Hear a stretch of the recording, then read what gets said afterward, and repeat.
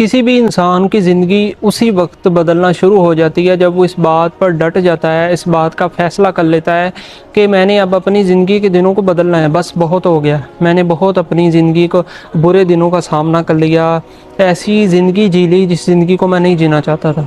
उसी वक्त उसकी ज़िंदगी के दिन बदलना शुरू हो जाते हैं। उसी वक्त उसकी जो ज़िंदगी का मंज़र है चेंज होना शुरू हो जाता है। जब वो बंदा अपनी ज़िंदगी को बदलने पर काम करना शुरू कर देता है और ये इस बात का फ़ैसला डट कर लेता है कि हाँ मैंने बदलना है, तो फिर उसकी ज़िंदगी चेंज होना शुरू हो जाती है। ठीक है, अगर आप भी ऐसा चाहते हैं तो आपको इस बात का डट कर फ़ैसला करना होगा। जब तक आप फ़ैसला नहीं करेंगे, ठीक है ना, देखिए फ़ैसले दो तरह के होते हैं। एक वो फ़ैसला होता है जो आपने कर लिया, अब आपने उसी फ़ैसले पर अटल रहना है। एक फ़ैसला वो होता है जो चंद दिनों का फ़ैसला होता है, उसके बाद आपने उस फ़ैसले से पीछे हट जाना है। ये दो तरह के फ़ैसले होते हैं और बहुत से लोग दो तरह के फ़ैसलों में से जो कामयाब लोग होते हैं, जिन्होंने सच में अपनी ज़िंदगी को बदलना होता है ना, वो पहले नंबर वाले फ़ैसले को चूज़ करते हैं अपनी ज़िंदगी को बदलने के लिए।